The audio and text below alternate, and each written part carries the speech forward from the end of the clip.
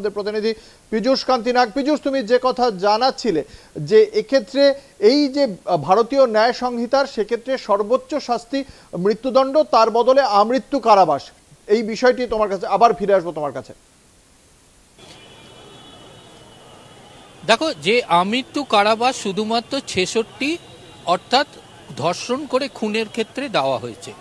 103 যেটা হচ্ছে খুন করা, যেটা আগে আইপিসি অর্থাৎ ইন্ডিয়ান পেনাল কোড অনুযায়ী এটা 302 ধারা ছিল, সেটি পরিবর্তিত হয়ে 103-এর একে এখানে অভিযুক্ত করা হয়েছে। সেই অভিযোগের ক্ষেত্রে কিন্তু তার সর্বোচ্চ সাজা হচ্ছে মৃত্যুদণ্ড, সর্বনিম্ন সাজা হচ্ছে যাবজ্জীবন। এক্ষেত্রে বিচারক কিন্তু যাবজ্জীবন কারাদণ্ডের নির্দেশ দিয়েছেন এবং পাশাপাশি তিনি জরিমানা 50,000 টাকা, অনাদায়ে আরও 5 মাসের জেল। এবারে প্রশ্ন উঠতে পারে, এই যে 3টে ধারায় যে আলাদা আলাদা করে বিচারক রায় দিলেন, এই 3টে ধারায় সেই রায় কিন্তু এই সাজা কিন্তু একসাথেই সঞ্জয় রায় খাটবে। কিন্তু সঞ্জয় রায়ের ক্ষেত্রে যেহেতু 66 নম্বর ধারায় পরিষ্কার আমৃত্যু বলা আছে, অর্থাৎ মৃত্যু পর্যন্ত, তাহলে সেই সঞ্জয় রায়ের মূল সাজা এখানে ধরে নিতে হবে যে আমৃত্যু কারাবাসই কিন্তু তার হলো, যেটা যাবজ্জীবন এবং আমৃত্যু কারাবাস। এবারে প্রশ্ন উঠছে যে এই রায়ের পর সঞ্জয় রায়ের কি হতে পারে। প্রথমত হচ্ছে, এই রায়ের পর সঞ্জয় রায় কলকাতা হাইকোর্টে আবেদন জানাতে পারে।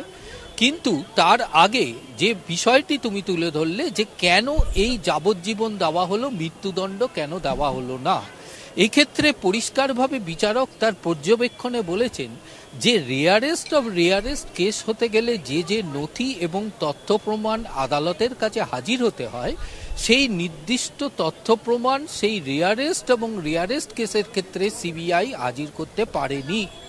অর্থাৎ সিবিআই এর তদন্ত নিয়ে কিন্তু বিচারকের এই পর্যবেক্ষণে কিন্তু একটা প্রশ্ন থেকেই যাচ্ছে। পাশাপাশি যদি আমি সুপ্রিম কোর্টে নির্যাতিতার পরিবারের আবেদনের বিষয়টি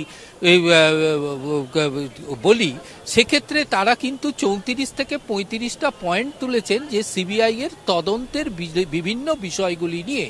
তাহলে সেক্ষেত্রে কিন্তু আজকে বিচারক অনির্বাণ দাস কিন্তু এই জায়গাটা পরিষ্কার করে দিয়েছেন যে তিনি রেয়ারেস্ট অফ রেয়ারেস্ট কেস হিসাবে এটাকে পরিষ্কারভাবে রায়ে উল্লেখ করতে পারতেন, যখনই তার কাছে রেয়ারেস্ট এবং রেয়ারেস্ট কেস হিসাবে যে তথ্য প্রমাণ আসা উচিত ছিল সেটা সিবিআই হাজির করতে পারত।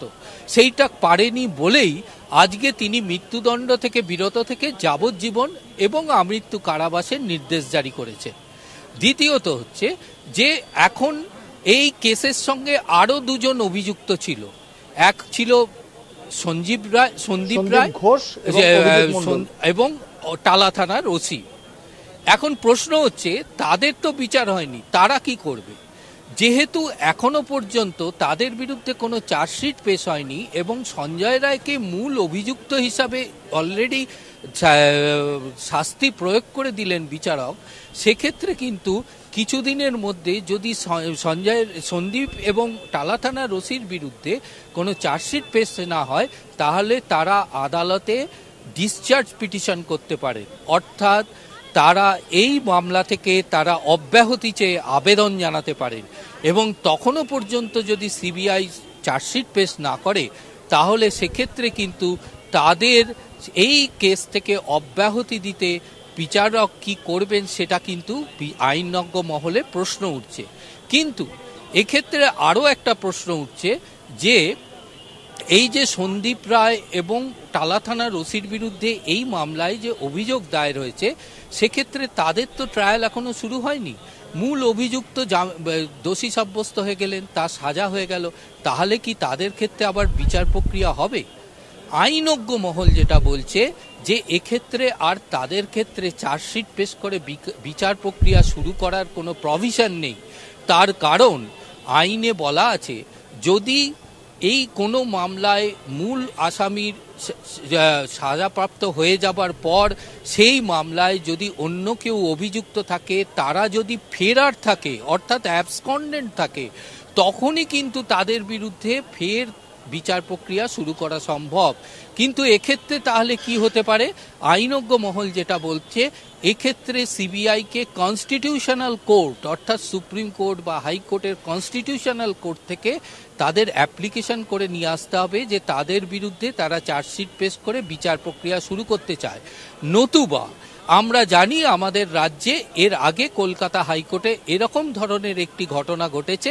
তুমি জানো, বালির তপন দত্ত হত্যা মামলায় বিচার প্রক্রিয়া শেষ হয়ে যাবার পরেও হাইকোর্টের নির্দেশে নতুন করে তদন্তকারী সংস্থাকে তদন্ত করার নির্দেশ জারি করেছিল।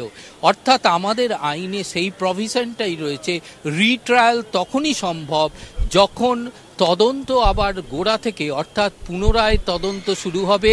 সেই তদন্ত শেষের পর পুনরায় চার্জশিট। তুমি আমাদের সঙ্গে থাকো পীযূষ।